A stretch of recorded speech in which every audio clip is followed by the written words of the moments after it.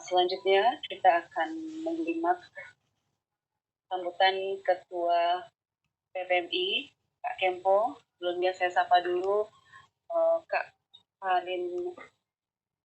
Ya, kelihatan mata saya agak. Kak Farin sudah hadir di tengah-tengah kita. Kita akan menyimak dulu sambutan dari Kak Kempo selaku Ketua PPMI, Persaudaraan Penderita Muslim Indonesia. Pada Kak Kempo disilakan. Mantapnya. Baik, terima kasih. Bismillahirrahmanirrahim. Assalamualaikum warahmatullahi wabarakatuh. Waalaikumsalam warahmatullahi wabarakatuh. Ya, kepada para sesepuh di PPMI, Dewan Suro yang sudah hadir barangkali pada kesempatan hari ini, kakak-kakak semua, para juru kisah Persaudaraan Penderita Muslim Indonesia yang saya hormati, saya cintai, dan tak lupa narasumber pada kesempatan malam hari ini, Ustadz Farin yang saya hormati. Terima kasih sekali sudah menyediakan diri hadir di tengah-tengah kami di antara kesibukan.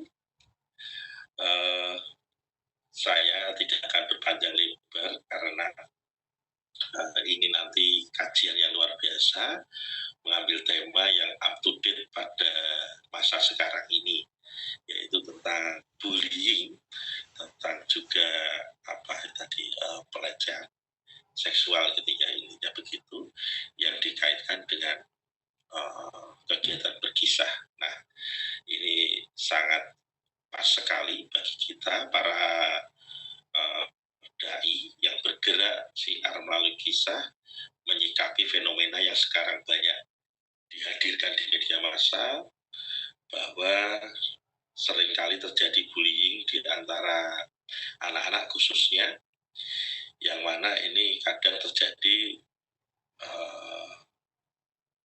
dari berangkat dari peristiwa yang remeh-temeh kadang gitu ya. Nah, ini fenomena apa yang terjadi sehingga bullying ini merajalela? Kita perlu sikapi dan kita perlu cari solusinya sesuai dengan kemampuan kita. Masalah bullying ini juga kami sekeluarga juga merasakan, dan satu di antara anak kami ya, yang barep itu Intan, itu kemarin awal masuk SMP itu juga mengalami semacam secara verbal begitu ya. Jadi dia itu tertarik ikut paskibra, kemudian diterima di kelompok paskibra di sekolah barunya itu sangat bersemangat, sehingga kegiatan yang selama ini dia tidak mau lakukan pun dia mau melakukannya demi ikut bisa mengibarkan bendera nanti di 17 Agustus. Suruh lari 3 kali di lapangan, suruh push up, di mana ya anaknya dengan postur yang kayak bapaknya begitu dia lakukan, padahal sehari-hari kalau suruh olahraga ya persis kayak bapaknya, nggak suka gitu. Makanya bapaknya dulu six pack, sekarang one box gitu ya. Nah, pada akhirnya menjelang 17 Agustus itu ada salah satu kakak kelas dari anak saya yang mendatanginya dan berkata begini, anak saya namanya Intan, kayaknya kamu nggak usah ikut tim paskibra deh, karena baju koleksi yang di sekolah itu tidak ada yang muat untukmu gitu. Langsung seketika itu bikin perasaannya tersakiti dan pulang itu wajahnya sedih. Mendengar cerita semacam itu yang mana dia harus berminggu-minggu latihan, di saat menjelang dia mau action bersama teman-temannya di 17 Agustus itu, dia mendapatkan kata-kata dari kakak kelasnya seperti itu. Karena memang baju seragam paskibra itu kan disiapkan sekolah begitu. Hanya saja seharusnya tidak perlu ngomong kayak gitu, karena untuk seragam misalnya kami orang tuanya bisalah cari gitu ya, atau jahit kain dada gitu istilahnya bisa. Tapi anaknya sudah terlanjur sakit hati, dan kami sebagai orang tua ya akhirnya istilahnya meredam rasa sedihnya itu dengan memotivasi bahwa nak, ya mungkin Allah belum kasih kamu kesempatan untuk tampil mengukir prestasi di Paskibra. Cobalah kamu ikut ekstra yang lain dan kamu usahakan nggak perlu sakit hati dengan kakak kelasmu itu. Gitu. Insya Allah nanti Allah akan bukakan kesempatan yang lain. Ya alhamdulillah pada saat sekolah di SMP-nya berlangsung ada satu kegiatan lomba yang mana lomba ini ada lomba bercerita juga, kemudian dia mewakili sekolah, jadi ada beberapa lomba, salah satunya cabang lomba bercerita. Di antara satu tim yang berangkat itu dia salah satunya yang mendapat juara satu mewakili sekolahannya dan nanti tampil di tingkat profesi. Nah alhamdulillah, jadi akhirnya ada salah satu peristiwa dia percaya diri lagi, akhirnya dia tampil di tengah-tengah upacara untuk serah terima piala karena dia menjadi pemenangnya. Nah kemudian saya juga berpikir bagaimana kalau itu terjadi di antara anak-anak yang mungkin lingkungan keluarganya tidak begitu care, mungkin lingkungan sekitarnya tidak ada tempat curhat. Ini mungkin berdampaknya lebih buruk. Nah ini nanti biar disampaikan oleh dikupas tuntas oleh Ustadz Farid, kami mohon pencerahannya begitu, bagaimana menghadapi situasi yang semacam ini. Teman-teman, jangan sia-siakan, ini kesempatan baik kita untuk menambah ilmu, dan alhamdulillah terima kasih bagi yang sudah hadir, sekitar ada 180 ya yang hadir sementara. Baik, tidak apa-apa, insya Allah nanti akan menyusul beberapa teman yang lain gitu ya. Ustadz Farid, sebelumnya mohon maaf jika sambutan kami ada yang kurang berkenan, mohon dimaafkan. Ya beginilah kondisi kami yang seadanya Ustadz Farid. Teman-teman khusus panitia, kakak-kakak dari Banten dan DKI yang sudah sudi bersusah payah untuk menyelenggarakan kajian bulanan pada bulan ini. Terima kasih sekali lagi dan selamat menimba ilmu. Assalamualaikum warahmatullahi wabarakatuh. Waalaikumsalam warahmatullahi wabarakatuh. Assalamualaikum warahmatullahi wabarakatuh. Waalaikumsalam warahmatullahi wabarakatuh. Alhamdulillahirabbil alamin. Salatu wassalamu ala asyrafil anbiya'i wal mursalin wa ala alihi wa sahbihi ajma'in. Qala Allah ta'ala fil Qur'anil Karim, a'udzu billahi minasyaitonir rajim. Bismillahirrahmanirrahim. Laqad kana fi qasasihim ibratun li ulil albab. Al-akhir ayat. Yang saya hormati Kak Kempo dan para sesepuh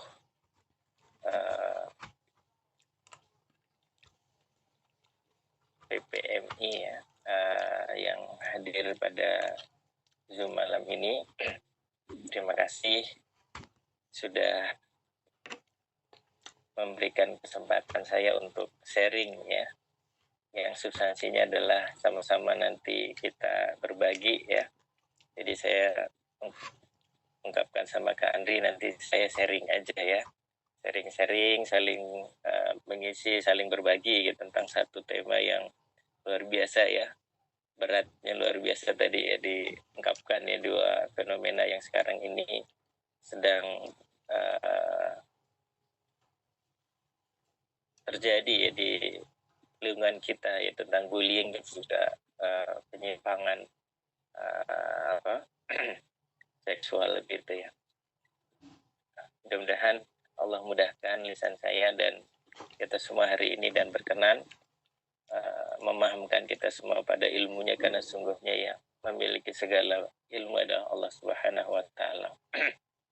Baik kakak-kakak sekalian, alhamdulillah hari ini kita dikumpulkan ya di ruang Zoom ini, subhanallah, ini dari berbagai macam daerah nih saya lihat ya sepertinya ya. Dan kita akan membahas satu tema ya, judulnya luar biasa ya, peran besar ya dakwah kisah dalam fenomena bullying dan penyimpangan seksual. Mudah-mudahan kita semua ya, bisa nanti saling mengisi dan berbagi terkait dengan tema ini. Salam dan salam semoga selalu curahkan baginda Rasulullah Sallallahu Alaihi Wasallam pada keluarga, pada sahabatnya, serta umatnya yang selalu berusaha istiqomah melaksanakan dan mengikuti seluruh ajarannya sehingga nanti mudah-mudahan kita mendapatkan syafaatnya di yaumil akhir. Dan kita doakan juga saudara-saudara kita sekarang yang sedang berjuang di belahan dunia yang lain menjaga eksistensinya, mudah-mudahan Allah memberikan kemudahan dan kekuatan nih, terutama saudara-saudara kita di Palestina nih. Baik, Kak Kempo, Kak In, dan kakak sekalian, saya izin share screen.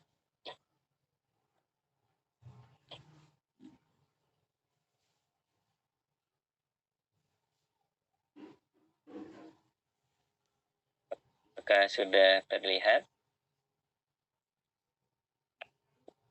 Sudah Kak, sudah terlihat. Baik. Cuma ini terlalu besar yang perlu diperkecil.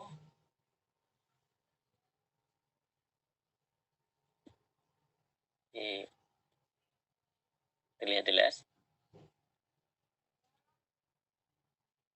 Baik, saya lanjutkan. Jadi kakak-kakak sekalian, saya yakin kakak-kakak sekalian lebih ahli dari saya terkait dengan dakwah ya, tentang dengan metode kisah ini ya. Jadi saya hari ini akan banyak cerita, mudah-mudahan menjadi inspirasi nanti bagaimana kita melakukan dakwah ini dalam berkisah ya, dalam dakwah-dakwah kita terkait dengan dua fenomena yang tadi sudah kita ungkapkan bersama, yaitu fenomena bullying dan juga penyimpangan seksual.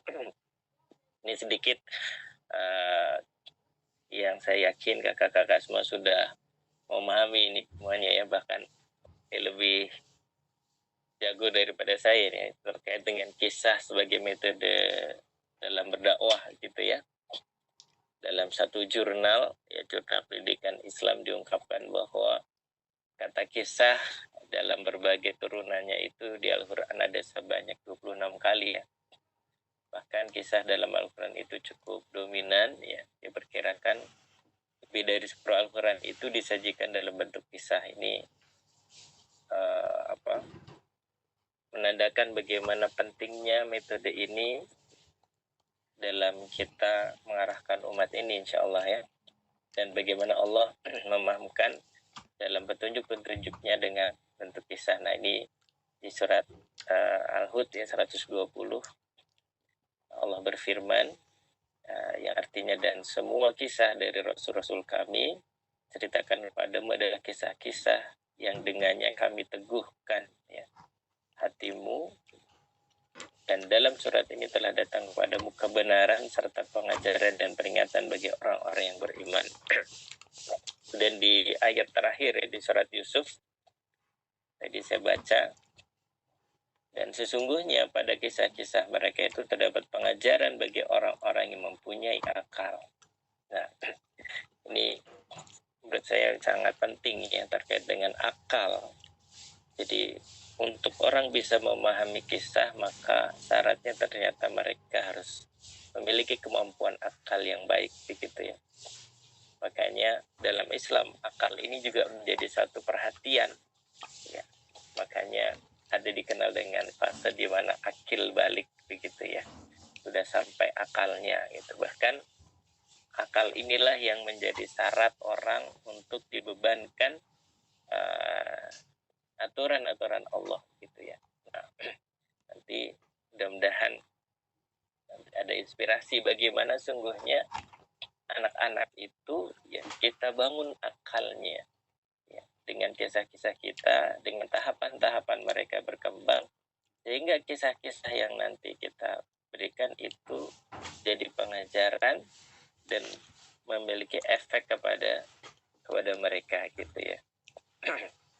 sehingga bisa menjadi petunjuk dan juga bisa menjadi rahmah gitu ya. Jadi syaratnya adalah akal.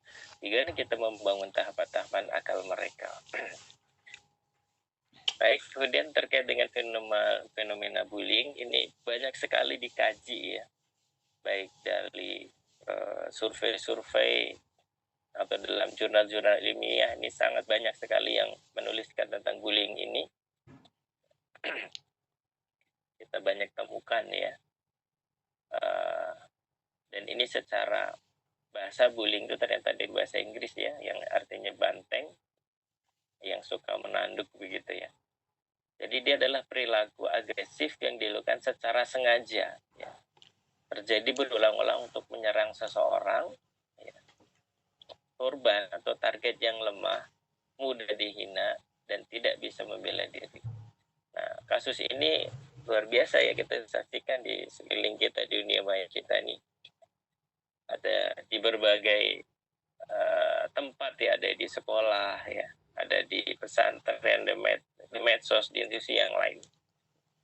Bahkan ada data ya dari 28.000 sampel remaja di Indonesia di tahun 2021 yang ditulis oleh Saputra di sebuah jurnal, itu adalah 6.400 itu menjadi korban bullying.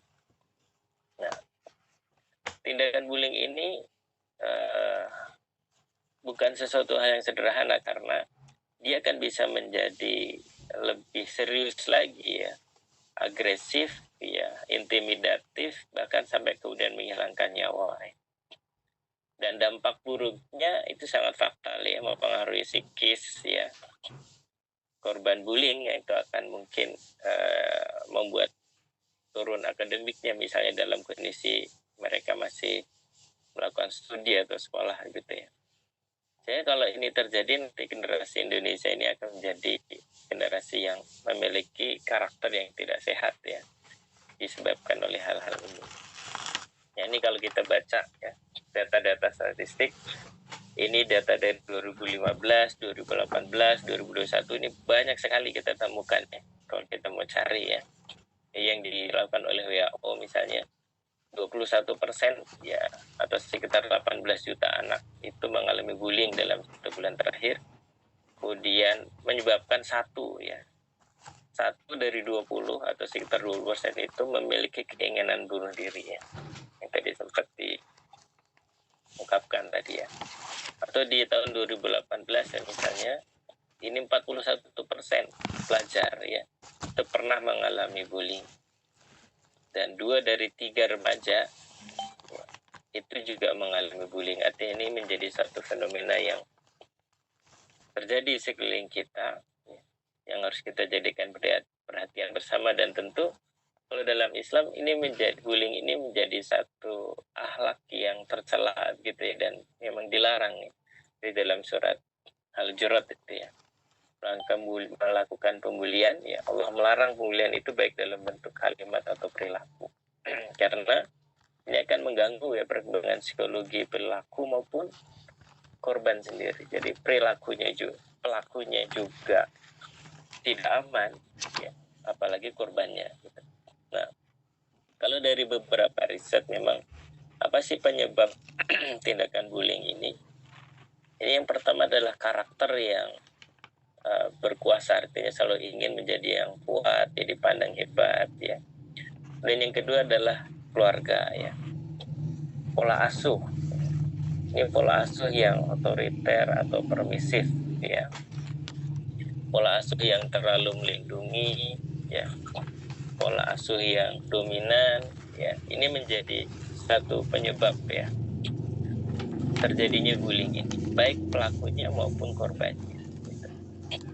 Ini nanti kita coba diskusikan nanti ya di slide-slide selanjutnya, bagaimana pola asuh yang sesungguhnya yang perlu kita lakukan, dan kenapa kok Indonesia itu sangat mudah ya bullying dan penyimpangan seksual itu bisa subur tumbuh di Indonesia. Dan yang ketiga adalah lingkungan yang menganggap hal tersebut ini hal biasa, sehingga itu menjadi sesuatu yang akhirnya membudaya. Ini terkait dengan bullying. Yang kedua ya, adalah fenomena penyimpangan seksual ya. Ini juga bukan sesuatu yang sederhana, ini serius ya, lebih serius lagi. Ini terjadi di sekeliling kita. Sudah bullying merajalela, kondisi yang satu juga tidak kalah ya, serius mengancam generasi kita. Dan saya mengambil definisi perspektif ini dari Al-Quran terkait dengan penyimpangan seksual ya. Jadi bentuk pemenuhan kebutuhan seks yang dilakukan dengan melanggar aturan-aturan Allah. Karena kalau definisi yang lain itu kalau ya mereka suka sama suka, tidak ada pemaksaan, itu bukan penyimpangan ya. Padahal dalam Islam yang tidak sesuai dengan aturan Allah itulah penyimpangan. Maka kita dengar ya, atau kita lihat ya, bahwa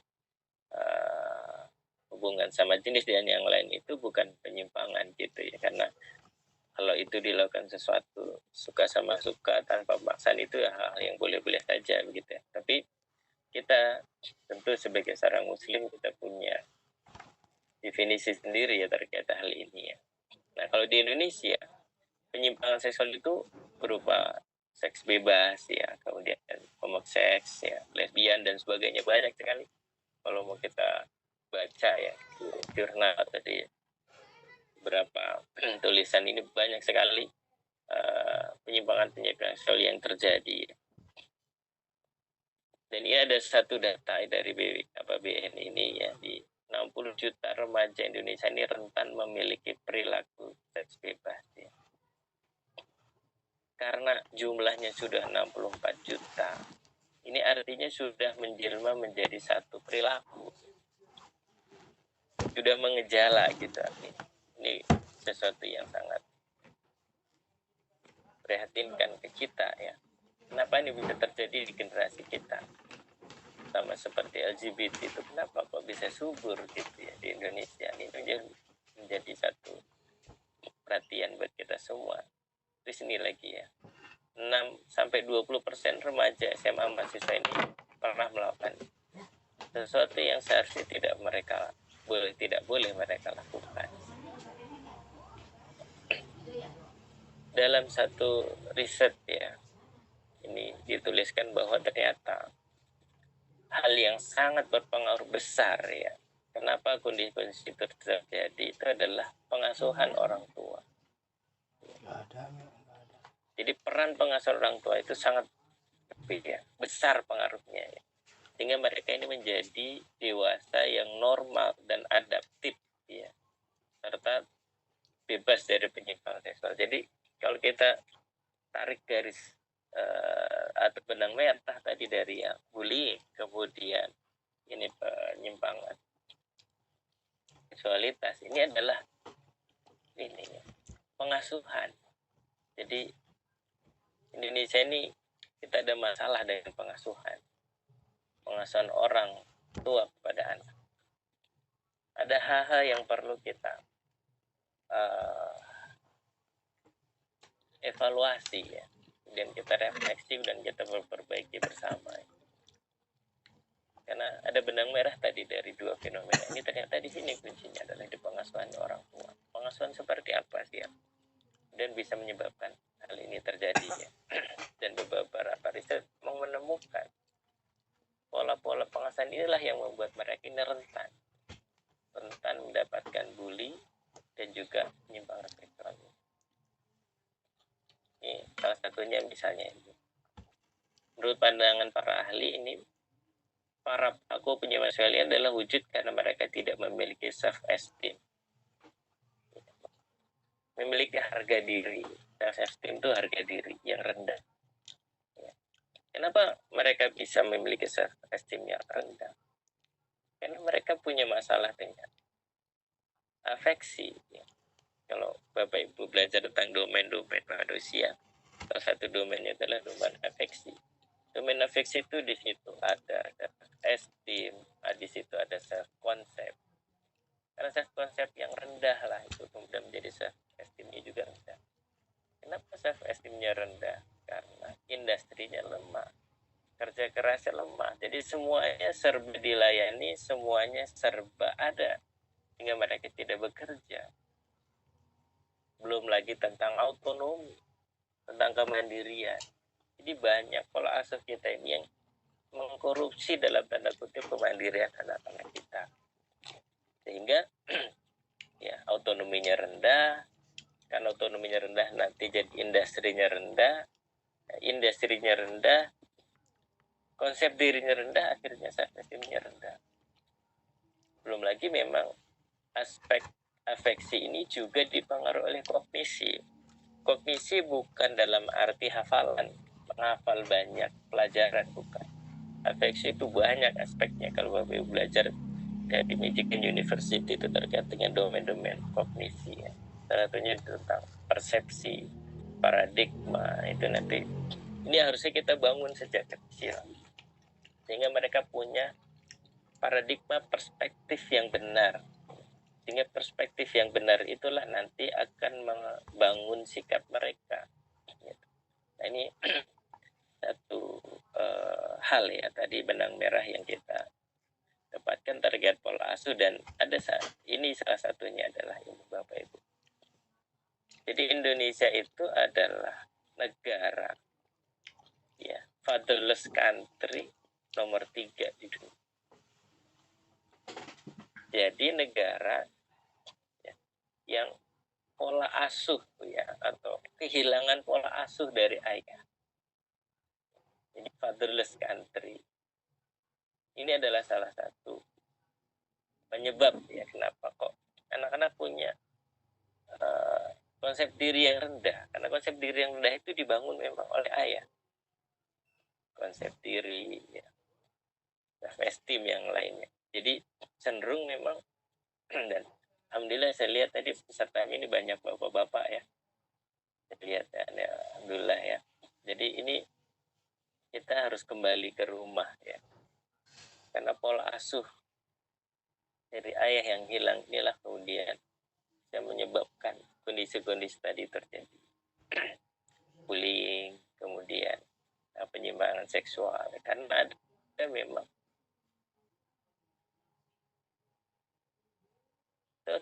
dekat dengan ada yang dekat dengan ibunya.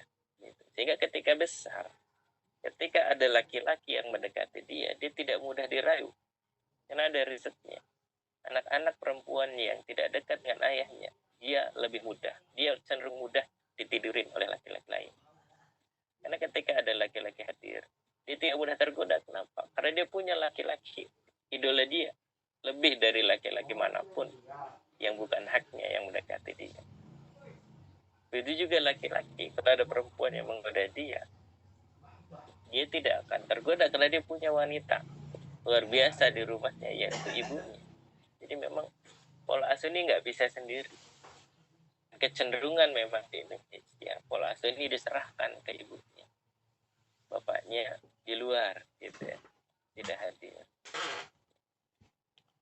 Ada juga temuan, kenapa anak-anak itu mudah kena LGBT. Itu adalah pola asuh yang sangat keras. Dari siapa? Dari ayahnya. Jadi ini fatherless country satu hal yang serius ya dalam negeri kita yang kita harus kembali berjuang. Kalau enggak anak-anak kita akan mudah tadi ya, kena bullying, mudah juga tergoda dengan penyimpangan seksualitas mereka ya. Karena memang ada fasenya tadi ya. Mereka harus dekat dengan salah satu dari orang tuanya, tidak bisa ya diserahkan kepada ibunya saja misalnya. Baik, kita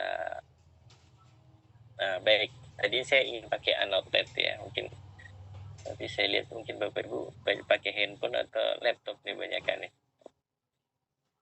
Handphone. Oke deh, kalau ini kesulitan coba deh Bapak Ibu. Saya pakai laptop tapi nggak tahu teman-teman yang lain belum.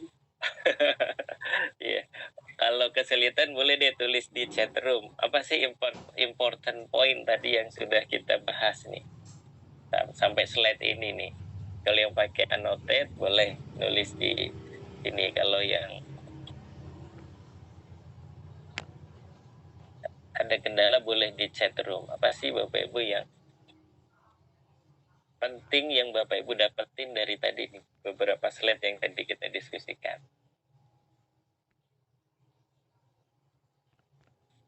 Tulisnya seperti apa ya? Oh ini. Boleh tulis apa saja ya. Ada yang sudah duluan ngetik. Aku nggak bisa ngetik. Atau di chat room juga boleh.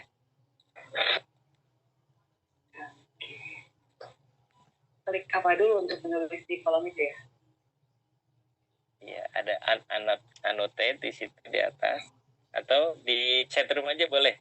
Silakan Bapak Ibu tulis apa sih yang Bapak Ibu, yang menurut Bapak Ibu penting yang Bapak Ibu dapatkan tadi. Ingin memastikan kita masih terhubung nih ya. Saya sambil mengumpulkan tenaga menyimak, saya jujur. Yang pasti tadi fatherless, pola pengasuhan ya, kemudian pengasuhan diserahkan sebenarnya kepada ibu, tidak dibantu ayah. Itu cuma sedikit aja. Silakan teman-teman ditulis di chat room. Udah ada yang nulis tuh ya. Komunikasi yang baik. Oke, baik. Silahkan.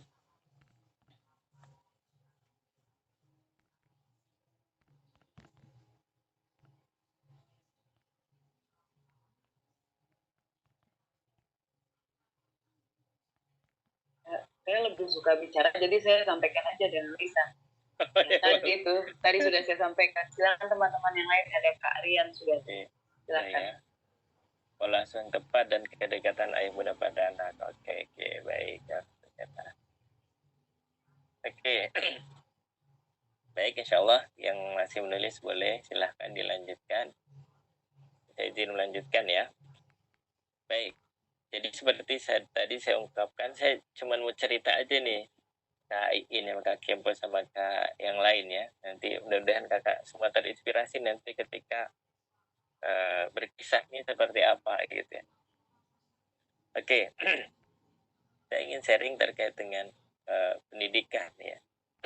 Jadi memang apa yang saya sharingkan ya apa yang saya lakukan aja. Jadi yang gampang aja. Makanya saya bilang sama Kak yang hubungin saya tuh.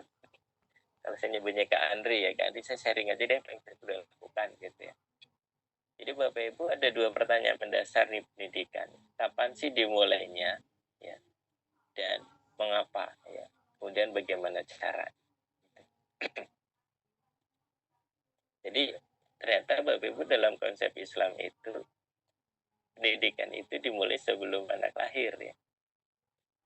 Bukan ketika anak lahir.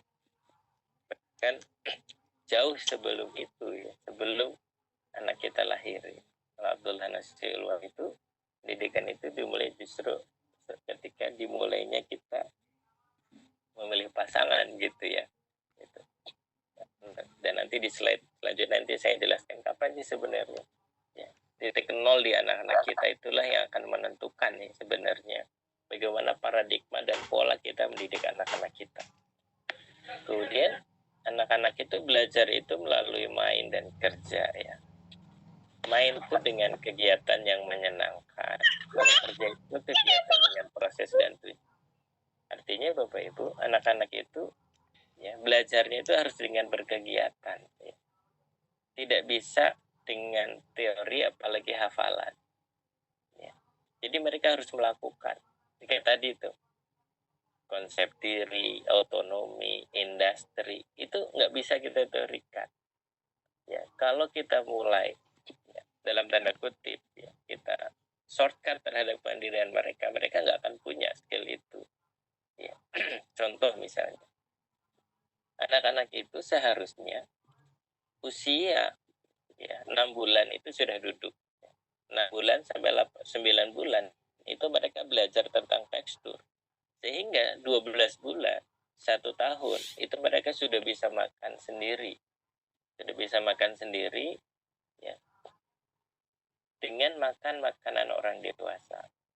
Tapi kita lihat hari ini anak-anak 5 dan 6 tahun makanannya belum selesai masih disuapin, artinya kemandiriannya mundur berapa tahun itu yang harusnya 1 tahun selesai tapi 5-6 tahun belum selesai makannya. Sehingga wajar kalau kemudian industrinya lemah. Sehingga tadi ada yang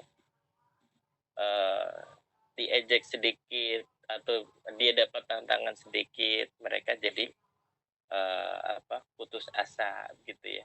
Bahkan ada yang masuk ICU ya berhari-hari. Karena apa? Karena dia minum obat penenang. Kenapa? Karena ngerjain tugas kuliah. Ada anak yang mengunci di kamar seminggu nggak keluar-keluar. Kenapa? Setiap dengar skripsi dia stres ya. Ini karena pola asuh kita ya tidak memandirikan mereka ya. Jadi mungkin kita menasihati nak harus mandiri, tapi nggak bisa dinasihatkan mandiri itu. 3 tahun anak-anak itu harusnya sudah bisa pakai baju sendiri ya. 4 tahun mereka sudah bisa pakai baju dan melepas baju sendiri. Jadi hal-hal seperti ini yang saya katakan anak-anak itu harus dengan bekerja. Kalian nyebutnya bekerja atau berkegiatan ya. Sehingga mereka memiliki skill-skill itu, sehingga mereka tidak rentan kena bullying, tidak rentan dengan penyimpangan seksualitas. Oke. Baik. Nah kalau dalam Islam ya, program pendidikan itu cuma 2, usia dini dan usia dewasa. Jadi sebenarnya dalam Islam nggak ada konsep remaja. Jadi yang ada adalah 0 dan akil balik sampai akil balik itu anak usia dini.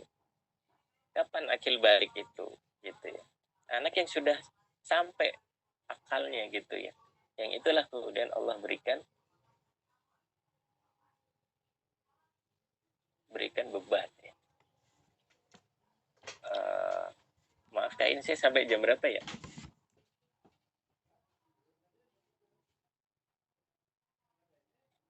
Sampai jam 9 ya Kak Andri ya? 9.30 Kak. Oh, 9.30. Oke. Masya Allah. Berarti masih ada ya? Masih 30 menit lagi, Tafadol. Saya khawatir. Oke. Jadi usia dini itu 0 sampai akil balik ya. Kemudian usia dewasa akil balik sampai 40 tahun gitu ya. Jadi hanya 2 sebenarnya. Makanya kalau ya offline mungkin bisa cerita kenapa kok dimunculkan remaja, itu memang satu hal yang by design ya untuk generasi kita ya. Tapi fenomenanya kelihatan hari ini. Coba Bapak Ibu lihat, anak-anak mungkin sudah balik tapi akilnya belum ya kan, karena ada satu fenomena yang Prof saya itu adalah childish ya. Jadi anak-anak itu dijaga kekanak-kanakan gitu ya. Coba deh Bapak Ibu, dulu para sahabat itu untuk menikah itu hanya nunggu akil saja ya, menunggu balik aja karena akilnya sudah. Berapa banyak mereka yang belum akil balik, mereka sudah jadi syekh ya, sudah banyak muridnya. Misalnya Imam Syafi'i itu belum akil balik aja muridnya udah ribuan ya. Tapi coba anak-anak hari ini, mereka sudah akil balik tapi kayak masih anak-anak itu ya.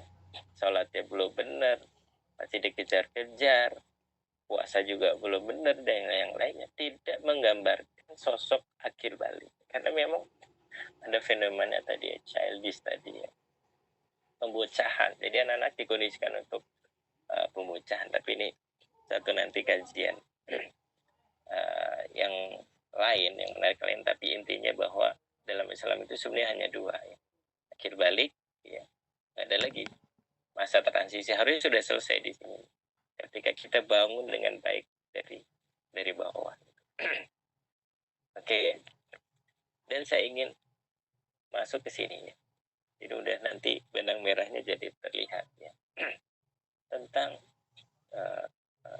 apa sih yang membuat, apa yang mempengaruhi anak-anak kita ketika lahir di dunia ini.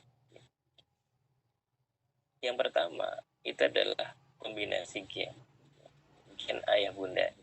Jadi kalau gen ayahnya bagus, gen bundanya bagus, maka akan lahir anak-anak yang punya gen bagus. Jadi memang nggak bisa kita bandingkan anak kita dengan anak tetangga ya. Kita bilang anak kita tuh, si dia udah bisa kayak gini-gini, kamu belum bisa. Nah, itu nggak fair, karena kita nggak tahu gennya gimana gitu ya. Dan gen ini memang given. Gen ini ditentukan oleh pola hidup 3 generasi di atas kita. Ya, kalau satu generasi itu misalnya 100 tahun gitu ya, kita, bapak kita, kakek kita, buyut kita terus ke atas itu 100 tahun, maka kombinasi gen ini ditentukan oleh 300 tahun pola hidup orang di atas kita gitu. Dan kita tahu 300 tahun yang lalu Indonesia ini terjadi apa, maka kita akui ya gen kita memang saat ini ya bisa dibilang di bawah dari orang-orang di luar kita ya. Karena dulu tahun 1890 itu di luar sana sudah ribut-ribut tentang pendidikan yang terspesialisasi. Kita di sini masih ribut-ribut, mungkin masih dijajah gitu ya. Oke, ini kombinasi G. Artinya kita memang nggak bisa bandingin anak kita dengan anak tetangga ya. Nah, yang kedua gizi ayahnya. Nah, ini yang penting juga ya. Jadi makanya anak pertama, anak kedua, anak ketiga juga nggak bisa kita banding-bandingkan. Karena ditentukan oleh gizi ayahnya sebelum ibunya hamil. Ya. Makanya dalam Islam itu sangat concern terhadap gizi. Gizi itu bukan hanya faktor materinya, tapi faktor non-materinya. Statusnya itu jauh lebih penting dalam Islam. Ya. Halal. Ya. Jadi bukan hanya thayyib, tapi halal. Kehalalan apa yang dimakan oleh ayahnya itu akan sangat tergantung terhadap nanti anak yang dilahirkannya. Makanya dalam Islam itu sangat concern terhadap hal ini. Dan kita menjumpai banyak generasi terbaik ini karena memang ayahnya itu sangat menjaga makanannya. Ya. Yang sering atau Bapak Ibu sudah baca ya tentang Ibnu Mubarak ya. Mubarak itu kan anaknya Mubarak ya. Bapak itu namanya Mubarak. Itu sangat menjaga ya, makanannya. Ibnu Mubarak kalau Bapak Ibu baca kitab pasti ada Ibnu Mubarak kolak gitu ya. Ternyata Mubarak itu dulu bekerja di satu kebun ya, kebun kurma. Dan dia sangat menjaga. 10 tahun dia bekerja di situ, dia tidak pernah makan kurma karena menurut dia itu bukan haknya. Taunya dari mana? Tahu ketika pemilik kebun itu minta Mubarak ini mencari kurma anggur yang paling enak. Ternyata satu kali dia kasih anggur, kata yang punya kebun ini bukan anggur yang paling enak. Kedua, ketiga gagal ya, karena dia nggak tahu anggurnya enaknya seperti apa. Dia sangat menjaga, sangat menjaga terhadap apa yang dimakan. Yang ketiga adalah ibunya. Kalau ibunya ketika hamil, apa yang dimakan dan psikis ketika hamil. Makanya orang hamil itu harus dijaga psikisnya. Maka ada riset, ada klinik Objin itu dia meriset seluruh kelahiran di kliniknya yang ribuan itu dia riset. Wanita-wanita yang depresi ketika hamil itu beda terhadap bayi yang dilahirkannya. Depresi ringan, ya sedang dan berat. Kalau depresinya berat itu sampai organnya itu nggak lengkap. Kalau sedang ya dia masalahnya diafeksi, kayak tadi itu rendah diri, nggak percaya diri ya, gampang dibully seperti itu. Terus yang ringan mungkin motoriknya, jadi ketika dia lari dia nggak kokoh badannya. Makanya di Al-Quran tugas orang hamil itu cuma 2 kan, wakuli washrobi wakori'in, makan minum dan bersenang-senanglah. Jadi emang nggak boleh sedih kalau orang hamil. Jadi saya ingin di sini menggambarkan bahwa fenomena bullying, penyimpangan seksual itu hanyalah fenomena gunung es gitu. Yang kelihatan itu hanya ujungnya, padahal kalau Bapak Ibu lihat di bawah laut itu lebih besar lagi gunungnya. Jadi dia bukan fenomena yang berdiri sendiri. Dia itu terkait ya, sangat erat dengan apa yang tidak terlihat. Salah satunya ini. Dan kita lihat bagaimana proses ya ini terjadi di negara kita ya. Dan fenomena divorce atau perceraian itu justru biasanya terjadi ketika hamil atau ketika setelah melahirkan. Karena disitulah memang tantangannya luar biasa orang hamil itu, hormonal dan yang lain. Jadi kalau yang nggak paham tentang ini bisa jadi bermasalah ketika itu. Jadi saya ingin menggambarkan bahwa fenomena-fenomena ini dia tidak berdiri sendiri. Dia adalah pola asuh yang tidak terlihat dari anak-anak kita. Oke, ini satu lagi inspirasi. Jadi saya hanya cerita-cerita inspirasi aja, mudah-mudahan Bapak Ibu nanti jadi terinspirasi ya terkait dengan bagaimana sih menanggulangi ini dan bagaimana dalam ketika berkisah dalam mendakwahkan kisah-kisahnya begitu ya. Ini tahap perkembangan menurut Ibnu Sina ya. Jadi dibagi 3. Ada masa kanak-kanak, masa pendidikan, dan masa usia 14 tahun. Mungkin kalau saya lihat mungkin kita fokus di 2 ya, masa kanak-kanak dan masa pendidikan. Jadi kalau kita lihat di anak-anak masa kanak-kanak itu mereka itu masa pembentukan, sehingga mereka ini harus dijauhkan dari pengaruh kekerasan. Makanya tadi kan salah satu riset ditemukan karena pola asuh yang keras itu akhirnya mereka mudah kena penyimpangan seksual. Karena pola asuh yang keras, mereka mudah gampang dibully. Maka kata Ibnu Sina, di usia masa anak-anak ini, terutama 0-7 tahun ya, atau ketika lahir sampai 7 tahun itu mereka harus dijauhkan ya. Bentuk kekerasan, baik fisik, mental, maupun kekerasan dalam bentuk moral. Karena ini akan mempengaruhi jiwa dan moral. Dan juga di sini harus diperhatikan terkait dengan gerakannya, minumnya, makannya. Makanya dalam Islam itu sangat concern ya terkait dengan makanannya ya. Halal dan thayyib ya. Anak-anak yang ya cenderung mereka nggak suka sayuran itu akan bermasalah nanti dalam perkembangan sarafnya ya. Makanya ini kalau dalam Islam holistik ya, melihat sesuatu, jadi tidak hanya tentang pola asuh terkait dengan psikis, tapi juga fisiknya sangat diperhatikan. Ini masa kanak-kanak terkait dengan perilaku. Jadi memang sangat dihindarkan anak-anak ini mendapatkan pengaruh kekerasan. Dan hari ini menjadi sesuatu yang sangat sulit ya. Bapak Ibu, dari risknya itu hampir berapa persen, di atas 60% anak-anak itu melakukan bullying itu karena dia meniru, melihat apa yang dia tonton lewat gadgetnya, lewat TV-nya gitu. Maka padahal anak-anak ini harus kita jauhkan. Coba Bapak Ibu lihat. Mungkin 10 tahun yang lalu risetnya anak itu dikasih handphone tuh kelas 4 SD. Tapi kalau hari ini saya yakin kayaknya anak-anak bayi udah dikasih handphone. Sehingga hal-hal seperti ini agak sulit ya. Mereka tidak sulit mereka terhindar ya. Kata-kata yang mungkin nggak pas dia dengar gitu. Kemudian di masa pendidikan ini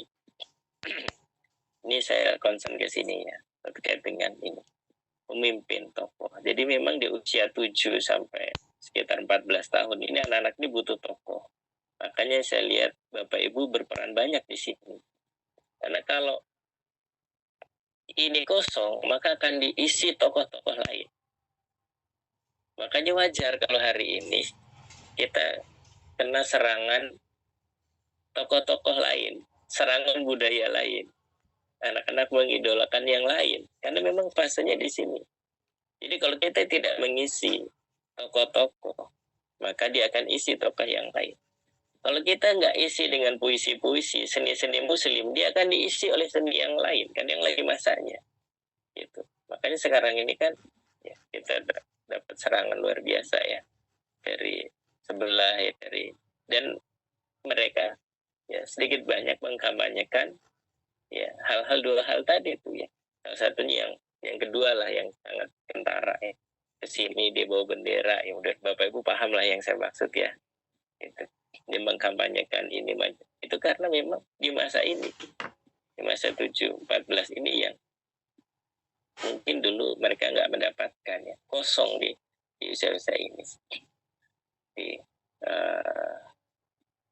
Karena tinggal 17 menit ya, saya lanjutkan. Jadi mohon maaf saya ini spot-spot aja Bapak Ibu karena saya ingin berbagi inspirasi aja ya. Ini terkait dengan perspektif Islam tadi. Ya. Jadi menurut ya dalam perspektif Islam ya, Ini dalam satu jurnal ditulis bahwa fase perkembangan sejatinya itu, ya, yang tadi saya cerita nol, pendidikan nol itu dari kapan? Itu ketika ruh dihembuskan dalam diri manusia.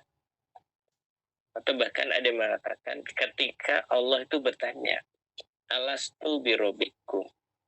Ini penting Bapak Ibu, karena kita paradigma ini itu akan sangat menentukan pola pikir kita memilih pendidikan anak kita. Jadi kalau titik nolnya itu adalah ketika Allah bertanya, alastu birobikum, maka kita akan memahami bahwa anak-anak kita ini sudah punya potensi, sudah punya fitrah bahwa Rabb-nya itu Allah, gitu ya, yang mengatur yang mencukupkan rizki dia itu Allah, yang mengatur hidupnya itu Allah, yang memelihara hidupnya itu Allah. Karena nanti ketika dia lahir ke dunia itu Rabb-nya bukan Allah lagi tuh. Pekerjaan lah jadi Rabb-nya, bisa jadi teman lah jadi Rabb-nya, bos lah jadi Rabb-nya, jadi nggak yakin lagi. Dan itu perjalanan hiduplah yang menentukan nanti Rabb-nya itu Allah atau bukan. Maka banyak anak-anak yang orang tuanya kaget ternyata anaknya jadi sekuler. Ternyata anak-anak udah nggak sholat lagi. Kenapa? Karena titik nol yang difahami adalah ketika dia lahir. Dia lupa bahwa sungguhnya dalam diri anak-anak kita itu sudah ada fitrah. Fitrah keislaman, fitrah Allah itu sebagai Rabb-nya, dan itu yang dia jaga. Jadi ketika nanti perjalanan hidupnya, ada yang menawarkan sesuatu yang di luar aturan Rabb-nya, dia sudah punya filter.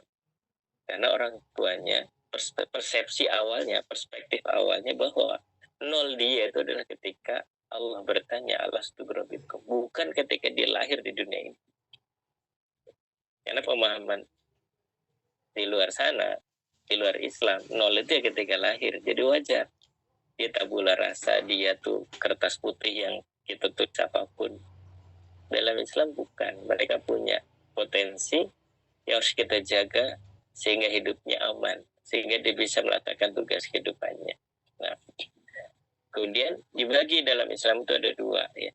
Ada fase tufulah awal dan tufulah akhir. Dan ini yang seharusnya menjadi perhatian kita, ya, ketika kita punya anak sekian, ya, dia fase apa, kemudian bagaimana pola asuh yang harus kita berikan, gitu ya. Sehingga mereka bisa tumbuh sesuai dengan fitrahnya, sehingga nanti ketika mereka akid balik, mereka bisa melaksanakan tugas kehidupannya. Ya. Kita hari ini menemukan anak-anak yang harus melaksanakan tugas kehidupannya justru jauh dari itu. Betul mereka balik, tapi akhirnya sepertinya belum sampai, begitu ya. Oke. Ini inspirasi lain, inspirasi lagi terkait dengan perkembangan anak kita dari usia-usia bawah, ya.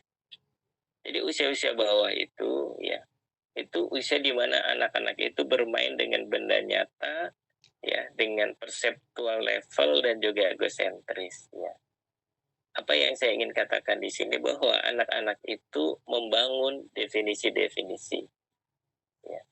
Mereka menghubungkan benda dengan kegiatan dan kejadian. Ini harusnya, ini sudah kita selesaikan dalam diri mereka, chip dalam diri mereka. Kita jelaskan definisi-definisi benda dan kegiatan. Contoh, ya, tangan itu, ya, itu bendanya. Apa kegiatannya? Nah, ini tangan. Alhamdulillah Allah kasih manusia 2 tangan. Tangan fungsinya untuk salaman, untuk makan, untuk membersihkan, untuk membantu dan yang lain. Sehingga ketika besar dia tidak pukul orang. Karena definisinya sudah kokoh di sini apa fungsi tangan. Apalagi tempat misalnya. Kamar mandi.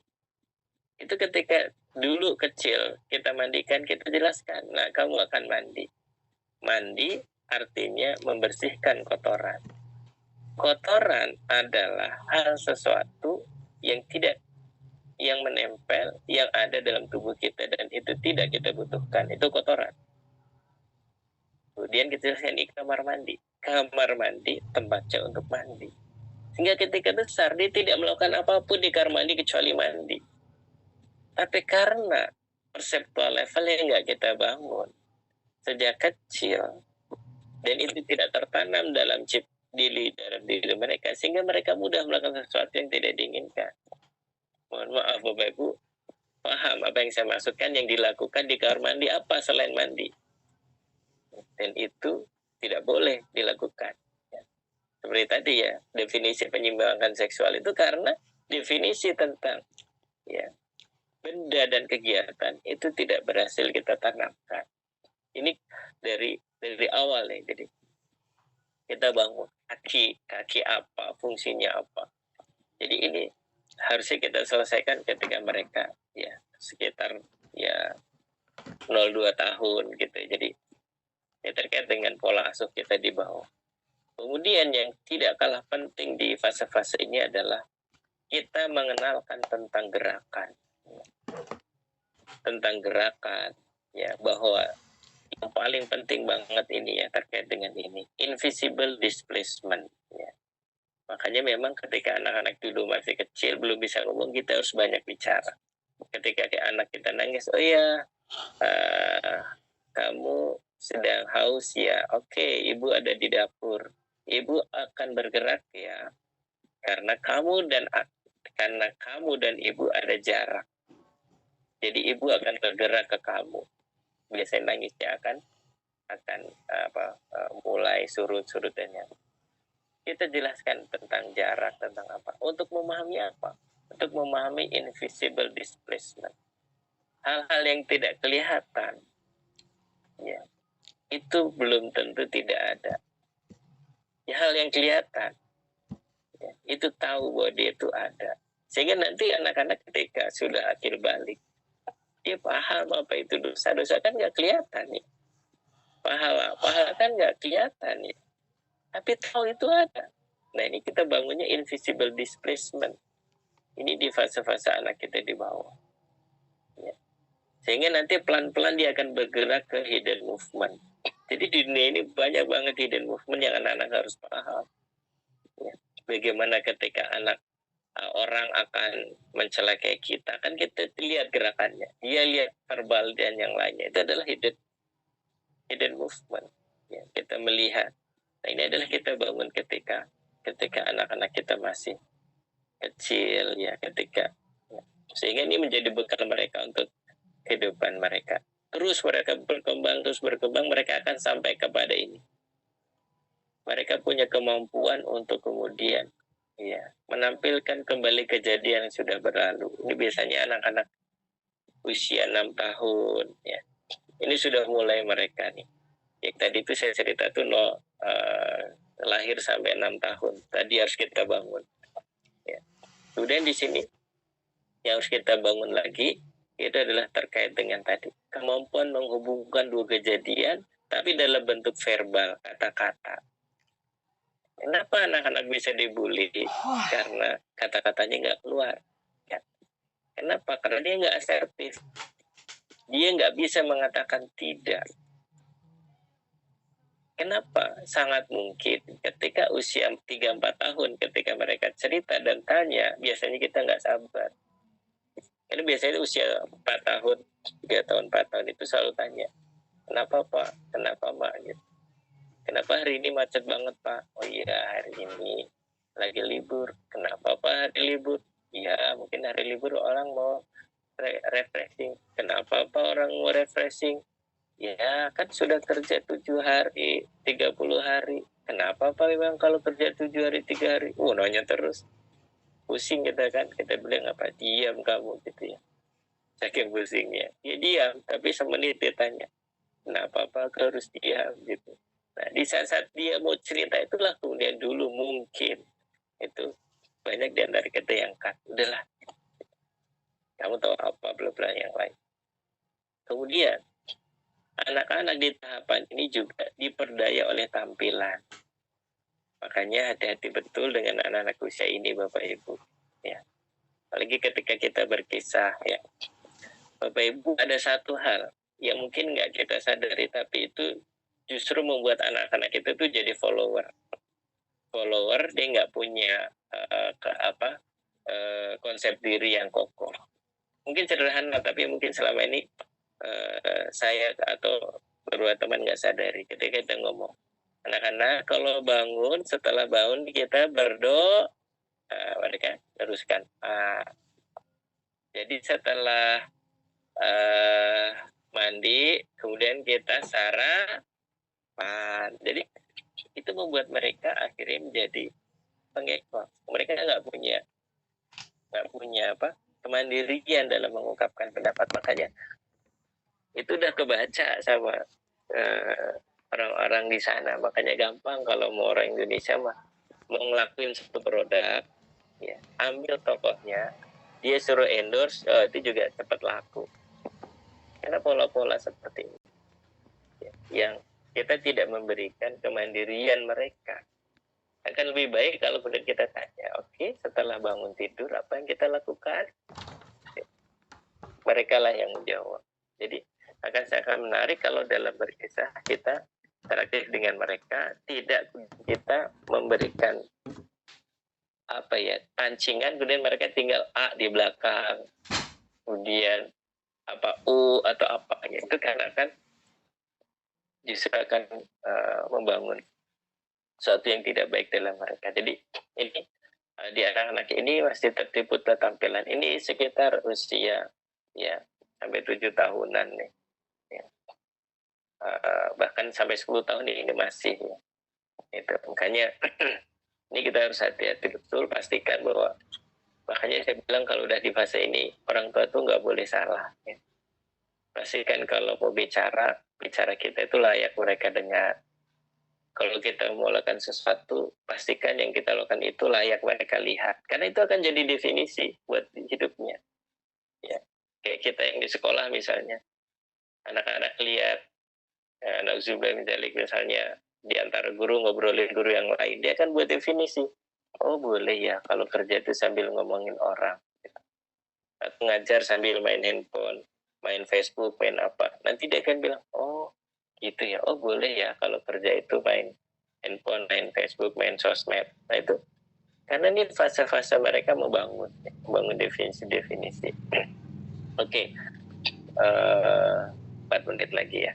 Jadi untuk yang selanjutnya ya, di anak-anak ini juga baru mengerti perubahan direction satu arah, belum mengerti itu arah. Jadi kalau Bapak Ibu cerita tentang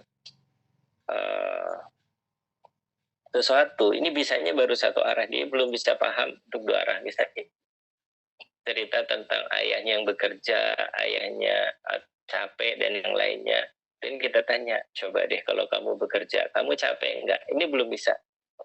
Dia anak usia ini belum bisa, ya. Jadi kalau bicara kita satu arah, kecuali anak-anak di antara 11 tahun itu sudah mulai. Jadi kalau kita mau cerita dan dia ingin merasakan apa yang tokoh yang kita ceritakan, itu lihat usianya. Kalau usia bawah mereka belum. Jadi kita satu arah aja. Oke, 3 menit lagi ya. Satu lagi, di anak-anak usia 8 tahunan, ya, jadi sebenarnya kalau dia bagus dibangun dari awal, itu dari 7 tahun sudah mulai muncul. Dia ini percaya pada proses berpikir mereka sendiri. Kenapa ini saya tampilkan? Karena Bapak Ibu tadi, di ayat yang tadi kan, kata Allah, dia ambil pelajaran kalau mereka, bagi orang-orang yang berakal.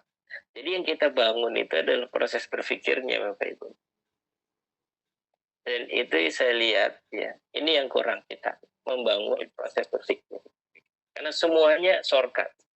Ya, semuanya kita kasih, gitu. Mereka berpendapat, kita bilang, oh nggak begitu, gitu. Langsung kita cut, sehingga dia tidak membangun ini. Padahal di anak-anak usia ini mereka sudah mulai muncul bahwa mereka sangat percaya pada pemikiran dia sendiri. Belum lagi nanti ketika usia 11 tahun, dia memikirkan apa yang mereka pikirkan, lebih tinggi lagi. Yang selama ini mereka pikirkan, mereka pikirkan. Oke. Kemudian konsep yang lain di sini adalah anak-anak itu sudah bisa mengerti perbedaan secara logika, ya, hubungan, ya, dengan posisi, ya. Nah ini anak-anak sudah mulai tumbuh di usia 10 tahun. Harusnya di usia 10 tahun ini mereka sudah mulai paham, ya, mulai paham tentang hubungan keluarga, tentang hubungan laki-laki dan perempuan. Itu ketika kita bangun dari bawah. Karena Allah itu bertahap banget. Allah itu bangun. Ya. Yang pertama kali Allah hidupkan itu adalah sel saraf yang di belakang. Makanya usia 3 tahun, 2 tahun itu kita ajarkan toilet training, lepas pampers itu cepat di usia 3 tahun. Nah, nanti usia 5 tahunan itu yang Allah aktifkan itu saraf bagian depan. Jadi kalau anak-anak usia 5-6 tahun megang-megang alat kelaminnya, itu memang Allah aktifkan di situ. Allah ingin ajarkan kita, menjelaskan pada mereka, kamu ini laki-laki, nak. Kamu ini perempuan, nak. Sehingga nanti tidak besar dia nggak kena penyakit LGBT. Nah, nanti aplikasinya kira-kira di usia 10 tahun, 9-10 tahun ini sudah bisa. Sudah paham tentang logika itu. Ya.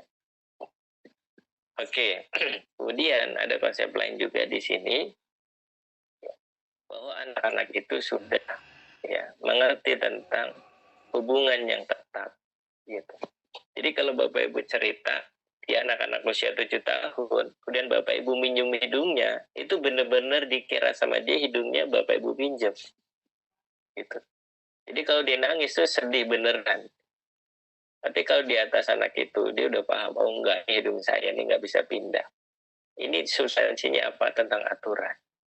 Jadi kalau ini kokoh sebenarnya, di usia ini nih, di usia 11-an tahun, mereka sudah bisa mengerti tentang perubahan yang terjadi. Dia bisa berubah-ubah, tapi sebenarnya dia tetap. Nah itu adalah awal anak-anak bisa memahami aturan, karena nanti di usia 14 tahun mereka sudah harus bisa aturan Allah. Baik, terakhir ini mungkin saya tampilkan saja untuk jadi inspirasi di fase tadi ya, tamyiz dan amrod. Ya, ada 2 hal yang kita fokuskan bangun di anak-anak kita. Baik, karena sudah 21:31 saya akhiri. Assalamualaikum warahmatullahi wabarakatuh.